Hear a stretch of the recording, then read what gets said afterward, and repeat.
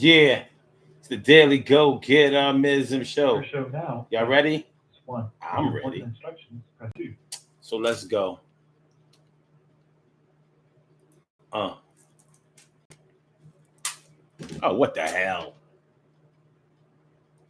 I didn't do the right thing, y'all. But I'm gonna do the right thing this time. All right. So since I got a chance over here, I might as well go ahead and fix this screen. Damn, they're gonna miss the whole show, the whole intro song. But it be Your show now. it's Press gonna one. be For the all important right. instructions, press. There we Since it go. appears you're calling back into a live show, we are reconnecting you now. And it's breaking down now. Everything is gonna be okay. We talking about being driven to drink today. Hey, is it a fact? Can you act like you can't go another day without the yak because of the stress that somebody is giving you? You can't deal with this stuff you're living through. And it's gonna be all right the one day, but right now we got to get to bearings and be okay. So what's up, y'all? It's the Daily Go Get 'Em Business Show. Hump Day Wednesday. You know, we kind of zooming through this week because we had a holiday. And I hope y'all doing all right. And we're gonna try to make it good today. But we're talking about being driven to drink or get on drugs. Can you be driven to drink? Listen, we hear people talk about it all the time. We especially used to hear our parents talk about this kind of stuff when they used to be playing around, talking about how the kids was driving me to drink, and I don't think that I can do another day because y'all think y'all shit don't stink. But we gonna make sure that we make it to another day and we ain't going crazy. Hey. Well, but is it a real thing? Because I know for a fact that there are people who really believe that there are certain people that drive them to drink. Now, I'm not going to deny that there are circumstances that can get so heavy for a person that it can start them on a road to ruin as far as substance abuse is concerned. But can an individual drive you to drink? Can it be your husband, a wife, your spouse? Can they make you start to get strung out? Yo, your man, a woman, your woman, a man. Can they make sure that you have a drink in your hand at all times? Your sun always shines. You drove me to the bottle, full throttle. You know what I'm talking about? Really? No. So we're going to talk about it right now. Urban Therapy with Sun 752. This is daily. The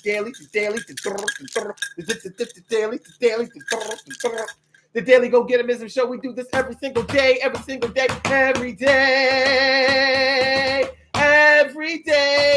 it rains. Every day it rains. And the DG will do the same. We break it down, baby. Every day it rains. And the DG will do the same. Every day it rains and the DG will do the same. Every day it rains and the DG will do the same. Every day it rains and the DG will do the same. I am your host, Sun 752, aka Omar with the. And if you can't say Omar with the, well, then you just say Omar with the R. This is the Daily Go Get 'Em Business Show all up in your area. I'm feeling like a real man should, and I hope y'all feel like real men and women should also. Today, on this Hump Day Wednesday, Hump Day, yeah, we're talking about, can someone really drive you to drink or put you on drugs? Someone, not something. Can someone drive you to drink? We say it. Our parents used to joke around with us all the time. You know, y'all kids gonna drive me to drink. Y'all kids gonna drive. Y'all kids gonna drive me to drink. I'm a proud of you, mommy. What do you think? Y'all. Now it was. I ain't gonna front. It does seem like it was mostly mothers that was always talking about how they was gonna be driven to drink by these kids, these children.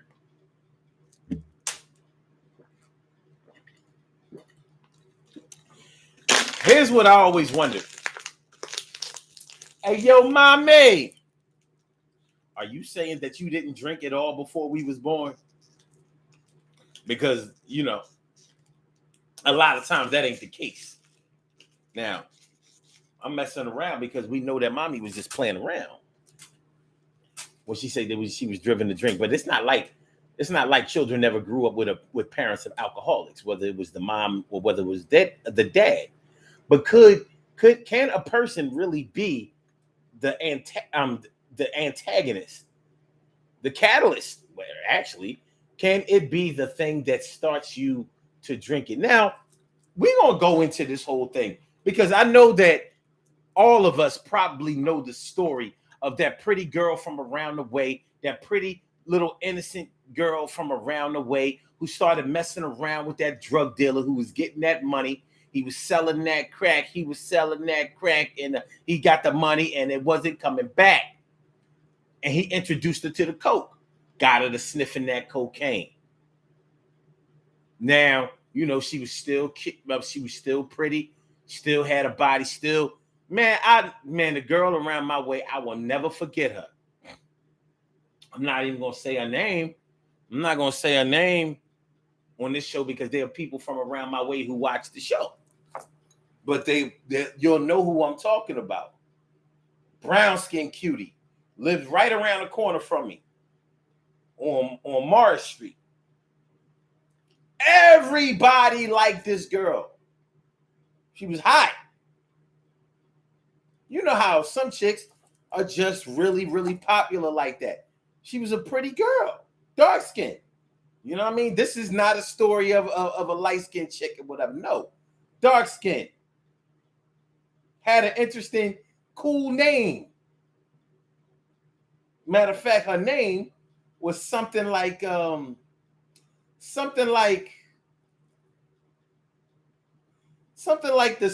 singer who sang "Got to Be Real" and "Your Love Deserves an Encore." The name of the song is actually just called Encore, but you know the chorus. Your good love deserves an encore. Her name was something like that. Anyway, she was the hottest chick from around the way. I don't even know if she was the prettiest girl from around the way. I don't think she was, but she was the flyest. She was absolutely the flyest chick from around the way. She started messing around with this boy, and the boy was a drug dealer and all of that, and he was popular from around the way too. You know what I mean? Fast forward 5 to 7 years, she strung out. It started off with just sniffing the powder. Next thing you know, went to the crack. Next thing you know, she a crackhead. It was just a mere shell of what she was when she was younger. Now, she was only a few, maybe 2 or 3 at the most years older than me. Of course, the drug dealing boyfriend of hers was a little bit older. Now, the question that I have about her experience and other experiences that y'all may have that are similar to hers was, did he drive her to use drugs? He introduced her to drugs, ain't no doubt. Well, actually, I don't know if he introduced her to her. He was selling it. He was getting money. But did he introduce her to drugs? You know what? I might have to take another look at that.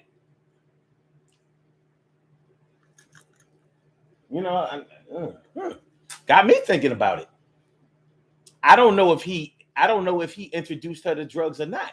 There were drugs from around the way. It was the 80s, the fly 80s. Cocaine everywhere. You know what I mean? And any amount that you were using was too much for what was about to happen and what was going on at the time. So anyway, I don't know if you can say that he drove her to start using drugs, but she definitely started using drugs. Was she just a product of being in that life?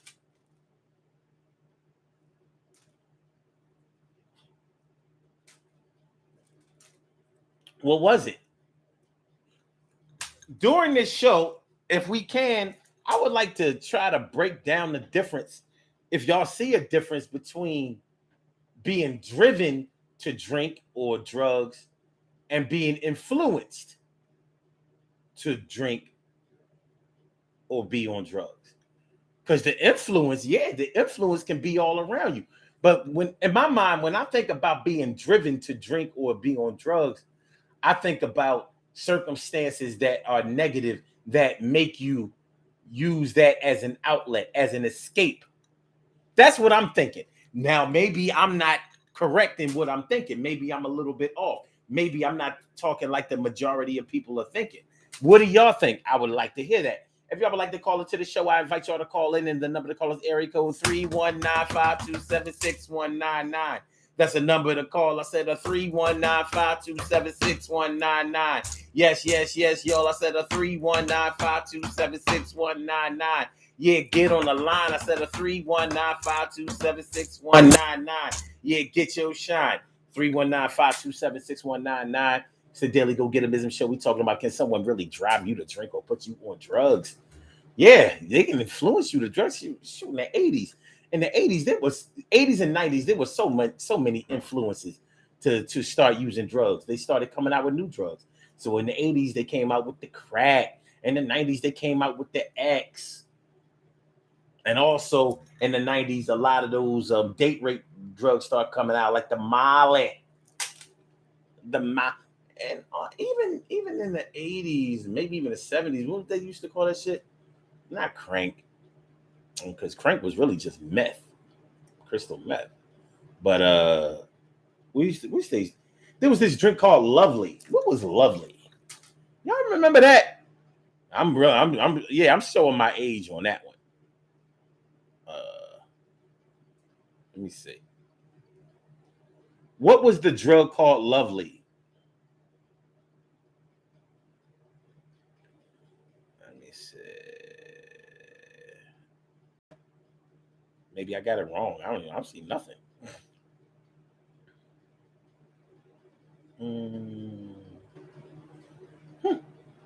Maybe I got that wrong. I could have sworn there was a drug called Lovely back in the day.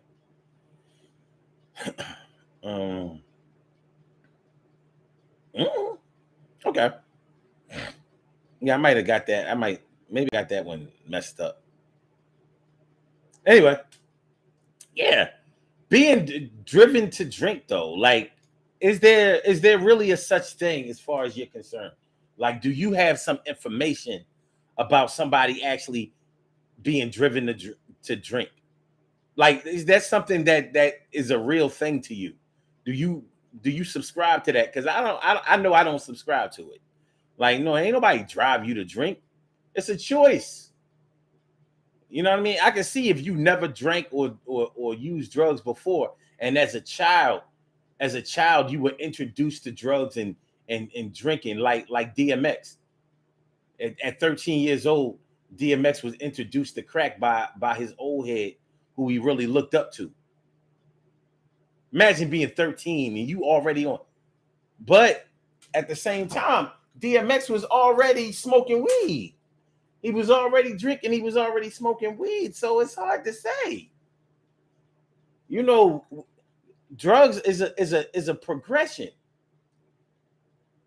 Of course, in the 80s and 90s, crack was the worst drug that you could be on.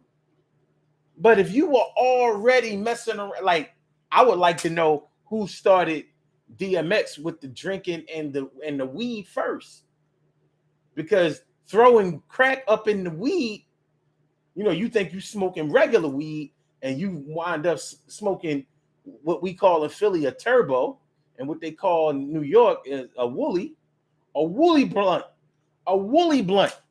We call them turbos. It made more sense to me. I'm like, what is a woolly?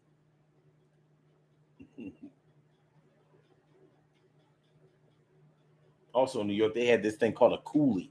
A coolie was a crack laced cigarette. I'm like, y'all ain't got nothing better to do but to put the shit in a cigarette? A cigarette? Like, you emptied out the tobacco? I don't know. Okay.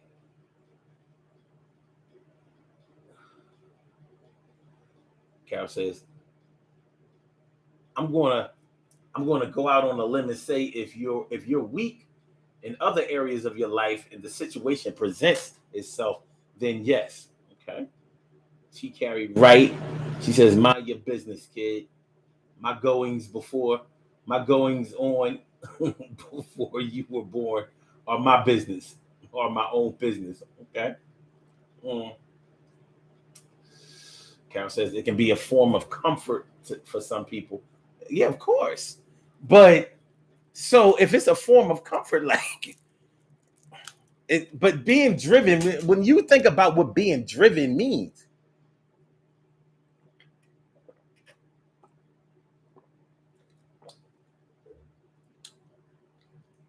when I think of being driven to do something, I'm thinking about negative circumstances that present limited choices for you to do anything else.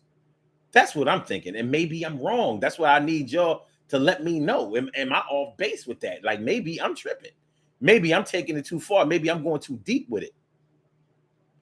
But when I think about being driven to do something, I'm thinking about, there wasn't no other road to where I was going to go, son. Like, yo, yeah. It was so bad out here. It wasn't nothing else to do but this.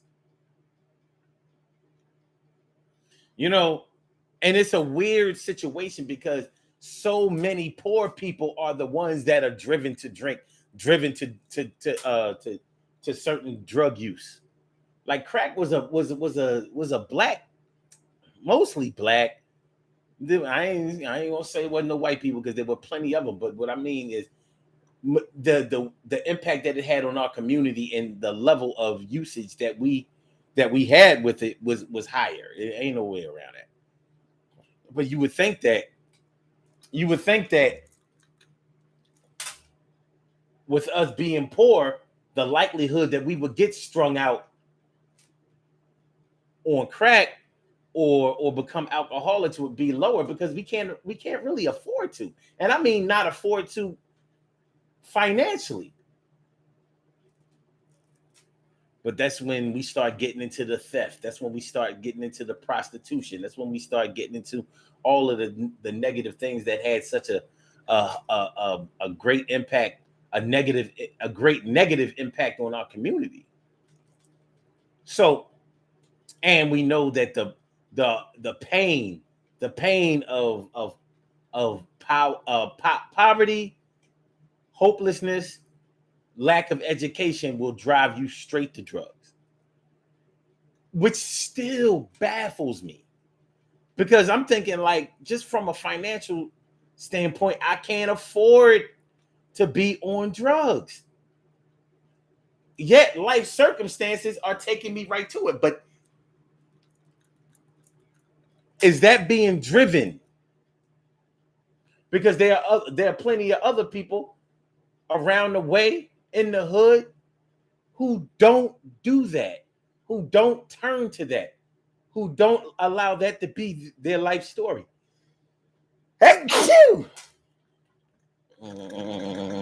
Bless you too. Thank you.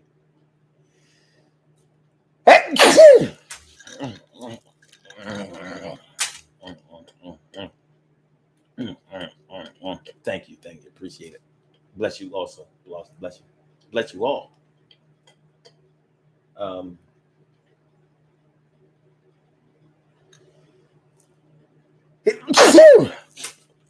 Okay. They don't want me to be great. Like you ain't just going to sit at the table tissueless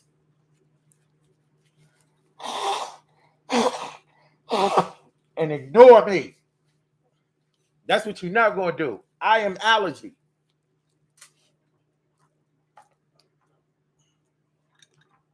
Okay. So yeah. So okay. So what I think when I'm thinking about being driven to do something, like I said, I'm thinking about limited choices, limited options to do anything else. But we see other people who lack education, who are poverty stricken and things like that, and they don't turn to that. They keep striving. Some people really break out of it and do well for themselves. They keep their nose to the grindstone, find themselves a plan, find a way to get around other people who are upwardly mobile and do better for themselves. I mean, those have to be taken into account too. Are those people driven to success? We don't normally look at it that way. So I mean, but I'm thinking like if you can be driven to drink or driven to use drugs, can't you be driven to succeed? We talk about the drive to succeed. He's a very or she's a very success driven person. We talk about that, but we don't talk about it like, oh my God, y'all gonna go out here and make me win a goddamn. Y'all gonna go out here and make me make $1 million. You kids, y'all gonna make me a millionaire. I can't take it. All this yelling and screaming, y'all won't clean up your room, won't do your homework. I ain't got no other choice but to make me $1 million. I got 1,000 in my pocket right now. I'm on my way. You know what? I don't give a shit if it is 9 o'clock at night. I'm going to work. Y'all gonna drive me to. See, we don't get that. It sounds ridiculous, right? But we adhere to the other way. What? I'm just gonna dull the pain. Y'all gonna drive me to fall in love. Y'all haters gonna drive me to. Y'all done drove me to fall in love. Here I am. My nose is open. Somebody got their hooks in me. I done fell in love. Y'all done hated on me so bad. I done messed around and fell. We don't talk like that. Sounds ridiculous, right? But it somehow makes sense to us that you can be driven to drink. You can be driven to use drugs. I know you can be introduced to alcohol. You can be introduced to drugs. You can be influenced to drink or use drugs. But is that being driven? Is there a difference? Do we have a separation? Or are we talking about the same thing? That's what I need to know. Is being driven to drink and being influenced to drink the same thing? My brother Ansel Jones, Stacy White, what's going on? Let me see. Stacy White says, "Don't forget weed heads." Oh, you can't even tell weed heads. You can't tell weed heads that they on drugs. You can't tell them nothing no more. I'm not even gonna talk about weed on this. Not on this show. Nope. No weed. Now, TK Wright says, "We throw this saying around, and it may feel true, but it's you, not them. You are looking to numb yourself for whatever reason." I hear that. But you're right. People believe this. You know what I mean? We joke around with it, whatever, but there are people who believe like, yeah, he was driven to drink. Like that makes sense to some people. Like real sense. Like, and they'll tell you because you never been there, that you wouldn't understand. I'm like, but I was a drinker. Yeah, but were you driven to drink? Let's talk about something else. I don't know.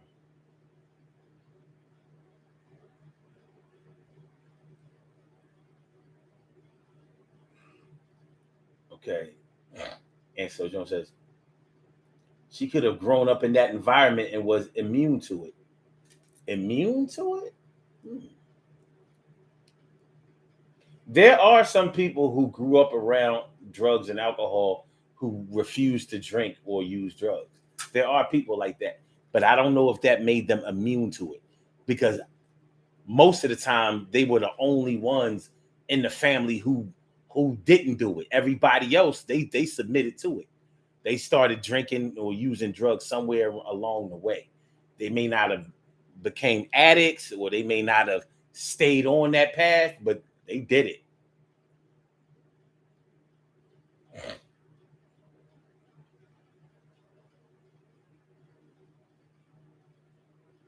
Okay.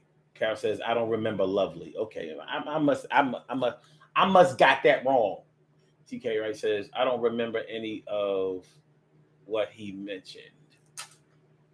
I stayed away from it all." I really, honestly, I didn't have that option. I was around drugs. I've been around drugs my whole life. Without being around drugs my whole life, it's weird.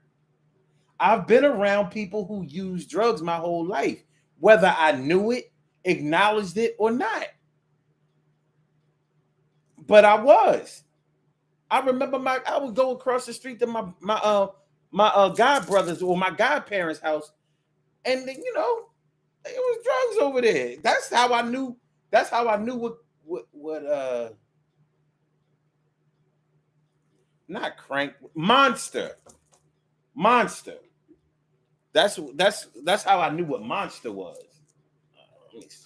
Monster was let me get it right. Okay. What was the drug called Monster?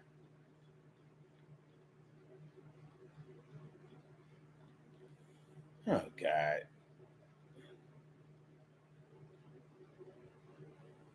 All right, Monster. Oh, Monster. Oh boy. I think Monster was. Wait a minute.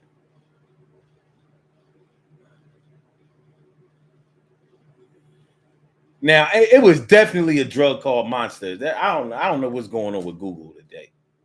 Now I'm thinking like it probably was a drug called Lovely too. You know what I'm saying? Because my anyway, I remember my god brother saying, Omar, do you know what this is? And I was like, no. He was like, this monster. Make sure you don't never mess around with nothing like this. And I remember thinking back then, like, well, why are you showing me? I just my little kid mind, you know what I mean? Like, well, I already let you know I didn't know what it was. You just showed me what it was. Now I'm curious. What's that? Monster, right? See, we have a caller on the line. Caller with the last numbers 8658. Let me cue you in. Welcome to the Daily Go Getimism Show. Thank you for holding. What's on your mind this evening? You know, you were talking about the reasons that people do get addicted to drugs or alcohol or whatever. Mm-hmm. I said it's environmental, and I say that from a personal perspective. Mm-hmm. My mom was an alcoholic. Okay. That's what killed her. Her sister, her siblings, all of her brothers, they were all alcoholics. Okay, don't know much about her biological father. Okay, my mother had 5 of us. Out of the 5 of us, 4 of them, me and my brothers, they started drinking early. Every one of them did drugs. One overdosed. One addiction led him to having health issues. He had cancer, and when he was first diagnosed with cancer, he went out and got high. And the other 2, one is still getting on, and he's real nuts. The other one, he found God. Okay. And that's what's kept him on the straight and narrow for over 30 years, according to him. And I do believe, because I told him when he told me he had started going to church, well, you tried everything else, you might as well try God. I mean, because everything else done failed you. So I think it is environmental, and I think it can become a thing of heredity. I mean, because there have been studies that say that alcoholism and drug use are addictions, and addictions can be hereditary. Now, that's just my 2 cents. Yeah. But again, I'm telling you from my personal, I'm the only one in the family of my siblings. I don't drink. I never did drugs. I smoked weed when I was about 16, 17 years old. That's as far as it is. Mm-hmm. You know, I'm not going to say I don't drink at all. I may have a glass of wine here and there, but that's not the same as, you know, being a drinker or an alcoholic. Right. So, I mean, I have to side by it being environmental because when we think about children, children learn what they see. Right. If you grow up in a household and that's what you see, you have two choices. You either conform to it or you be the rebellious one and say, man, I'm not doing that. Look at them. You know, and that's a choice you have to make. That's just my 2 cents. Well, I agree. I agree that it can be environmental. And when we're talking about something being environmental, what we're really talking about is cultural. You know, whether you're talking about black people, white people, um, um, Hispanics, or Native Americans. And the reason that I picked out those four people is because all four of them have been known to have problems with alcoholism. You know, the Native American community is racked and overrun by alcoholism. It's crazy. You know what I mean? They Yeah, drink. because the white man brought it to him. Yeah, but The white man brought it to him. so the white man definitely brought it to him, but the white man brought it to everybody else too. You know what I'm saying? Like, but for some reason they took it hook, line, and sinker. Like, and you would think with them having their own sovereign community, you know what I'm saying? Them having their own shit, you would think like they would say, oh, well, the first thing we got to do in order for us to really have anything is we got to get this alcoholism out of our culture. But no, but it's the way it was introduced in their culture. Even after they were awarded their own shit, I mean, you know, like it's to me, it's not how you start, it's how you finish. And that's what we're talking about. Exactly. When we talk about being driven to something. You're like, is the white man driving them to drink? Because not all of them drink, but it's definitely a problem in their community. You know what I mean? Just like with black people, we don't all drink, we don't all use drugs, but it's definitely a problem in sections of in segments of our community. Well, white people, when you start talking about the Catholics, you know they drink. They if they don't believe in nothing else, they believe in Mary, Jesus, and whiskey, and abusing little boys. They believe in alcohol more than that, though, Carol. You know what I'm saying? Like, okay, yeah, they in the Catholic religion, they have built up such strong barriers towards sexuality. Heterosexual sexuality, they've built up strong barriers towards it.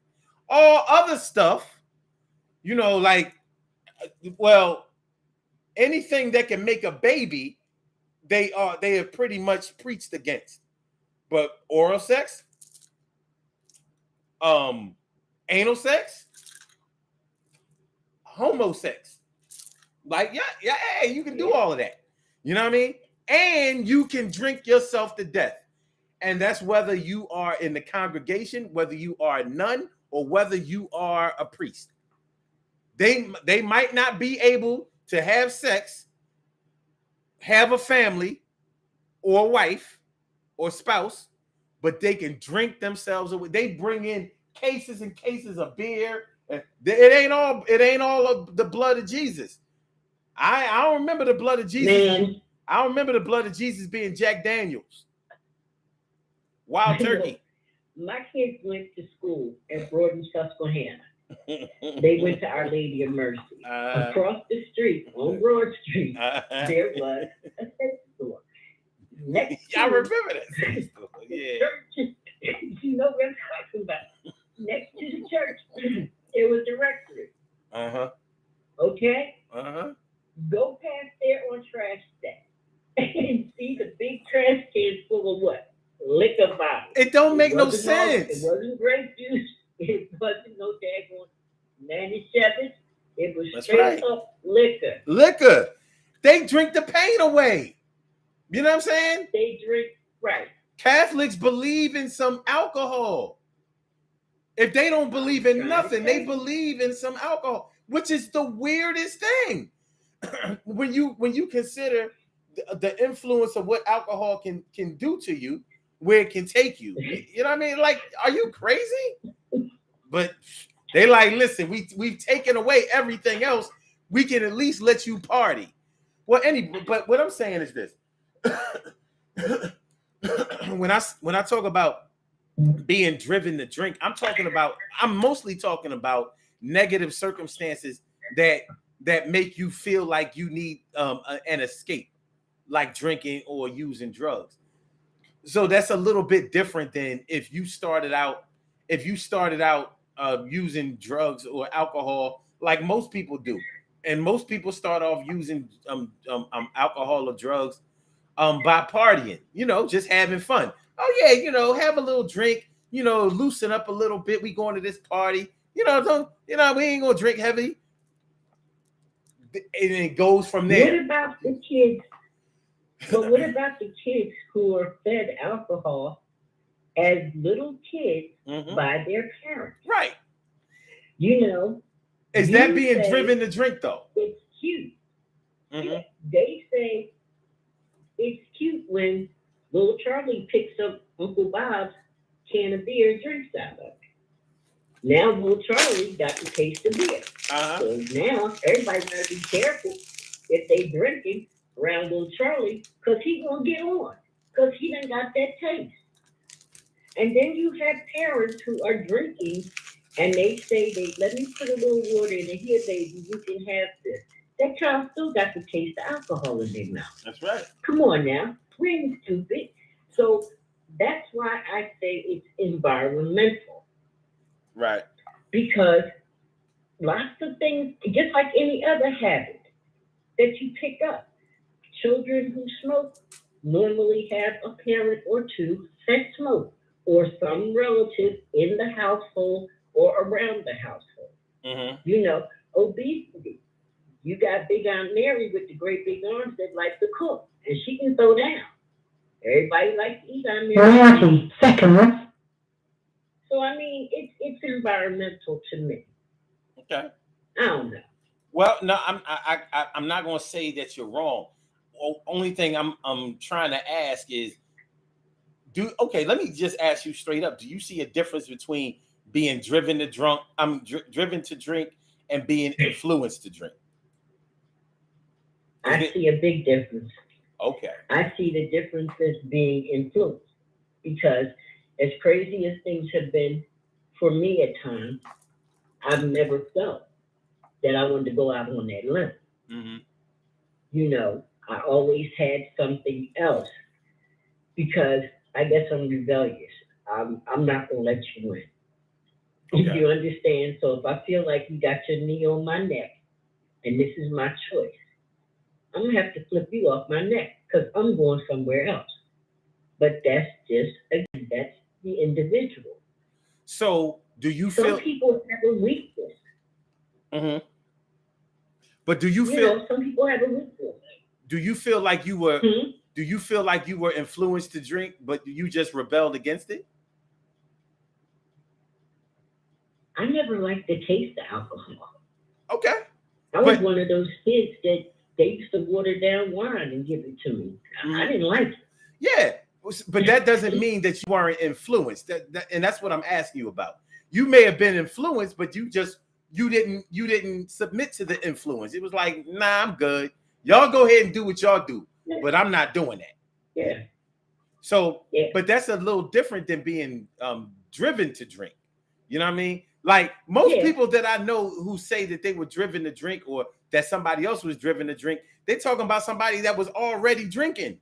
They ain't talking about somebody that, they ain't talking about somebody that was already, that was dry, that was, they're not talking about somebody that started from zero. They talking about somebody that was already up to 50%. Like, it's almost like they saying they were driven to drink more. You know what I'm saying? Like, I don't know too many people who never drank before or who never used drugs before. And it was like, yo, I swear to God, in 2021, I never touched a drop of alcohol.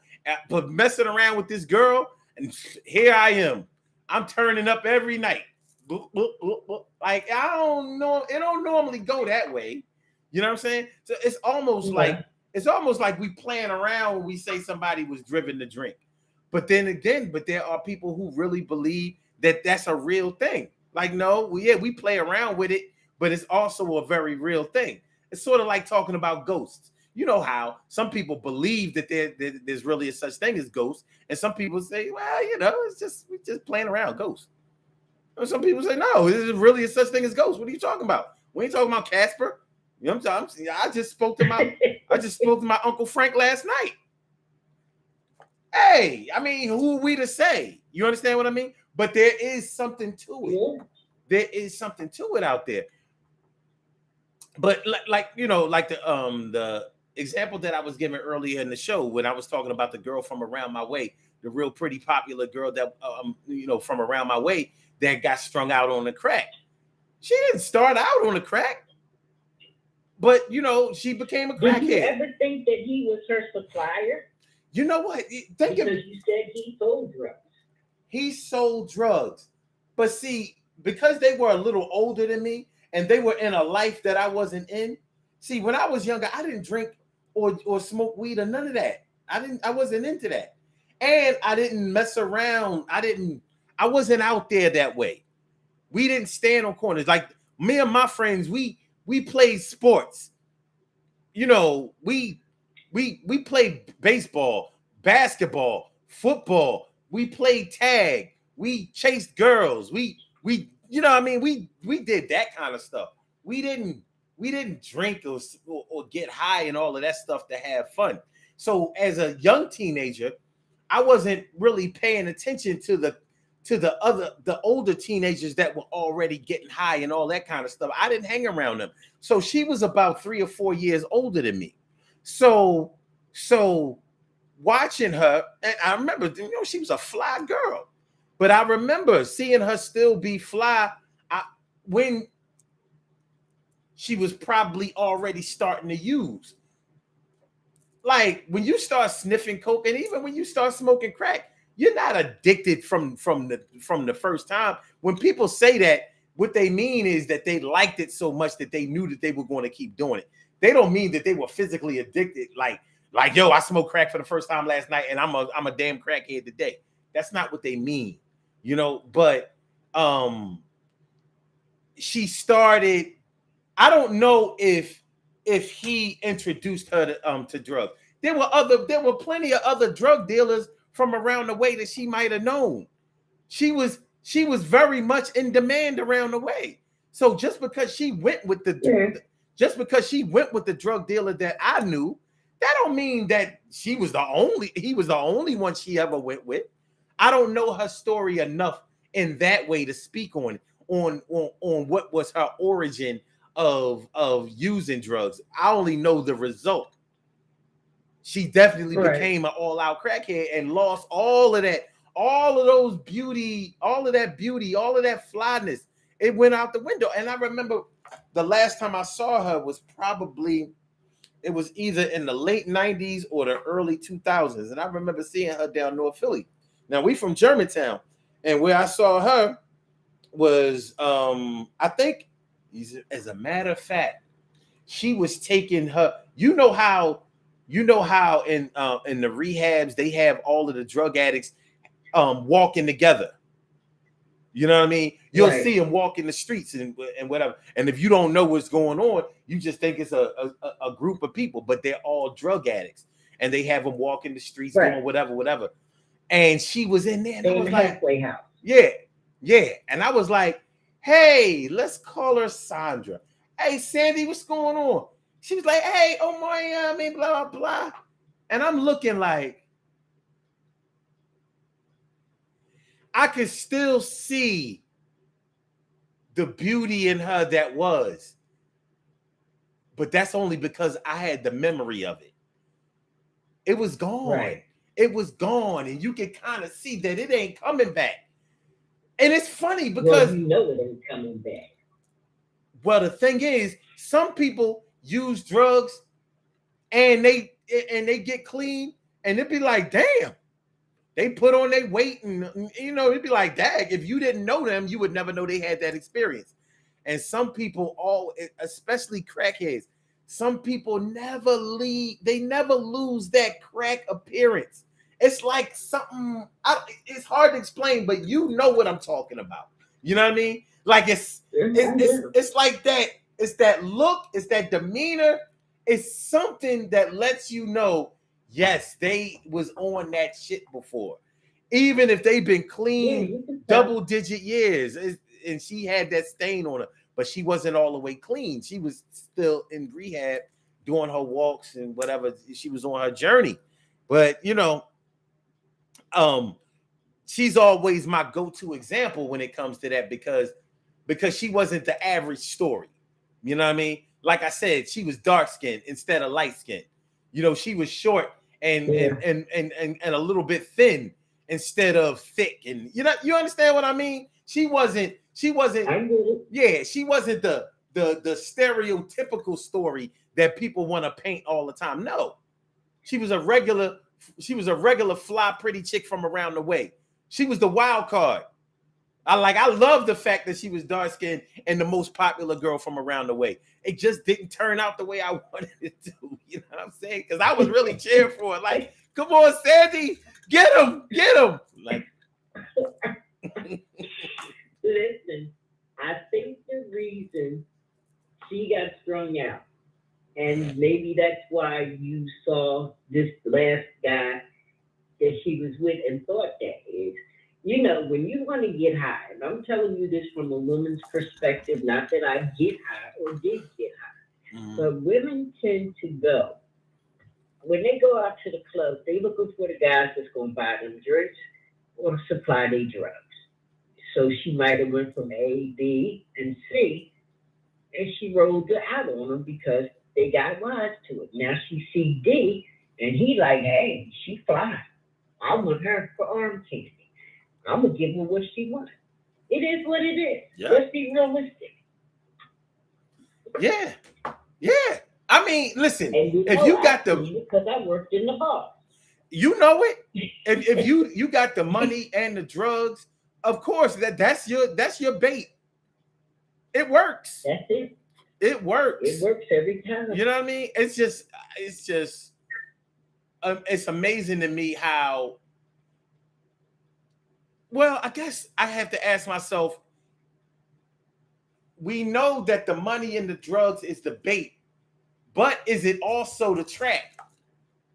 I'm not sure if it's the trap because you already wanted it. You know what I'm saying? I don't know if you wanted the drugs. Yeah, sometimes it is. All right. You got weak people who see a flashy car, a flashy way of somebody dressing. Come on now. Oh, you know that. Yeah, you want the money. You want the money, but do you want the drugs? We know you want the money. Do you want the drugs? That's the question I have. Well, that's part of what comes along with it, and you know it as well as I do. Come on now, you already know the game. You know it. I do. I know you know. I'm asking from the standpoint of the female though. Like, all right, if you know you messing around with a street hustler, he out there getting money, fast money, and all that. You know how he get his money, but does that mean that you have to use drugs in order to be with him? Can't you just be with him and give him some ass and hang out with him and be arm candy and all that kind of stuff without sniffing coke or using heroin or anything like that? Can't you? All right, look at it from this perspective. All right, because you that girl, you fly, you look good, what have you. You're the dude, you got the money, you got the drugs, you got the flex, okay? You don't want nobody else to have her. So what you do? Y'all in the house, you chilling, you feeding her. And I ain't talking about food. Because you know yourself, that's one way of securing or putting your brand on that woman. You laughing. I know you know. Come on now, am I making sense or not? Listen, I never sold drugs. I don't know what you're talking about. You see, you talking I didn't crazy. say you had to. You're You've talking been crazy. You're talking crazy to me right now. I don't know what you mean. around. Why would you want a didn't have girlfriend to on tell. drugs? Why would you want a girlfriend on drugs? That ain't no. Is that fun? Because that's a controlling factor. That's a controlling factor. Okay, but we Come all. on, you know some men gotta be in control. But don't they be on drugs too? They both get, and look, that's your control. All right. You know she ain't going nowhere else because she getting it free. She goes somewhere else, she might have to do some more freaky shit that she ain't want to never have to do to get it. Come on now. Don't make me sound like I'm a bad person. No, I'm just no, stating facts. no. We ain't talking about you being a bad I'm person. just stating facts. I'm just trying to figure. I'm just stating facts. I'm just trying to figure out the motivation. Like we know that you might want the money and all of the trappings that come along with the money, but do you want to be a cokehead? Do you want to be a crackhead? Do you want to be shooting heroin? Do you want to be popping pills? Because I mean, You may not have wanted to, but at some point, to get along, you know how they say, go along to get along. What can I say? So you were driven to do it. It's all mental. Maybe. Were you driven It's to all do it? mental. You driven? I'm gonna drive you to do it. Say what? I said, but were you driven to do it? In order to get this money, I Not me. had to use these drugs. Drugs, man. No, see, I wasn't raised like that. I got to go. I got to take my medicine. You done drove me to take my drugs. I hear you. Well, listen, I want to thank you for calling, and I appreciate it. And I'll talk to you another time. Have a good one. You too. Bye-bye. All right. Great stuff as usual. Great stuff as usual. Well, I ran out of water, so I won't drink to that. But y'all, I mean, you know, what we're talking about, even if we went off the rails a little bit, we're talking about a serious issue. When we talk about, you know, can someone really drive you to drink? Because we're talking about accountability. That's what we're really talking about. The accountability. Does somebody else hold the responsibility for the choices that we have made to drink or use drugs as adults? You know, it's a whole different conversation when we're talking about when you're young and influenced by other people who may have who may be very influential to you, people who you may look up to and all of that kind of stuff, and they should be teaching you positive ways to be able to make it out in this world, but instead they're teaching you how to basically keep the law against you and put you in situations where you're going to have to climb out of holes that you dug for yourself. So I don't know, something to think about. Let's do these birthday shout outs. We have some birthday shout outs to do. Some people were born on this glorious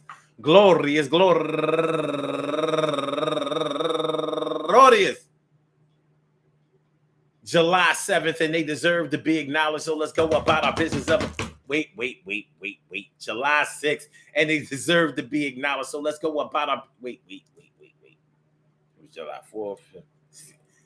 Let's go about our business of acknowledging them and making them feel special because they are special because they are special because they are SPECIAL. They get the RESPECT. They are SPECIAL. They get the RESPECT. They are SPECIAL. They get the RESPECT. They get number one out the box. Yolanda Lewis turning 48 years old today, and also Sharnae Corley turning 33 years old today, and Donald Canover Jr. turning 51 years old today, and Elsie Brown turning 72 years old today, and Dawn Lopez turning 51 years old today, and Catherine Michelle Galvin turning 31 years old today, and Shakana Pinder, happy birthday to you, and Lainey Rowe, happy birthday to you, and Nicholas Troy Clark turning 44 years old today. And last but not least, David Gaudette turning 52 years old today. I want to say happy birthday to all of y'all and anyone else out there who shares this birthday on this glorious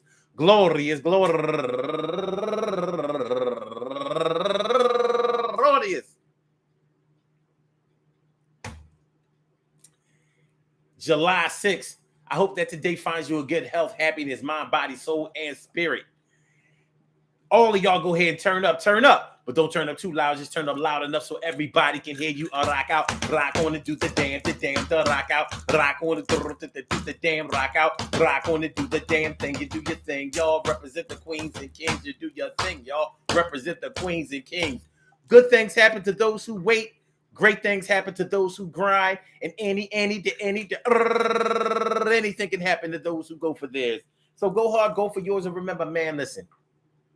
Whether you have been driven to drink, or that you drink on your own, or you have been influenced to drink, or use drugs, or whatever the case may be, you know, when it all comes down to it, we are the individual is the one that has to live with the product and the result of that drinking, that drugging, and that addiction, and that life, and that living.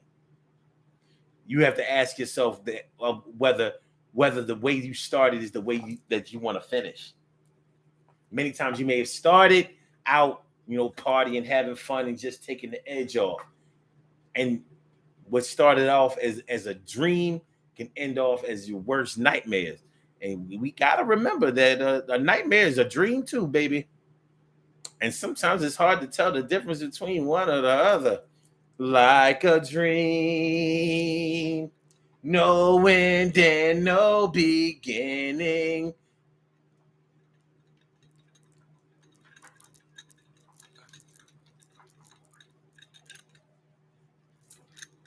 Peace to all my day ones, my everydays, and my brand news. I love y'all to death, resuscitate y'all, I love y'all right back to life. Make sure y'all hit that like button. Make sure that y'all share the show. Make sure that y'all subscribe to the channel if y'all haven't subscribed to the channel yet. We will be back tomorrow night with another Daily Go Get It Business show. So y'all rock out, rock on. What up, Robbie Ming? What up, my brother from another mother, Norris Hill, Stacy White, Carol Chamberlain, T. Carey Wright, my brother Ansel Jones. Thanks for coming through, all my strongholds. Make sure y'all hit that like button. Make sure that y'all share the show. Make sure that y'all subscribe to the channel. If y'all haven't subscribed to the channel yet, don't go get high after this show. I hope that this show hasn't driven anyone to drink or go get high. You know what I mean? And if you was, don't put my name in it. My name is Bennett, and I ain't in it. My name is Russ, and I don't fuss. My name is Jack, and I don't give a fat. Okay. All right, Blog Talk. Let me get you on up out of here. Yes, y'all. Yes, y'all. And for my YouTubers, you know just how we do, but thanks for coming on through. See you on the other side, my boobers. See you on the other side, my boobers. See you on the other side, my boobers. See you on the other side, my boobers. See you on the other side, my boobers. Peace.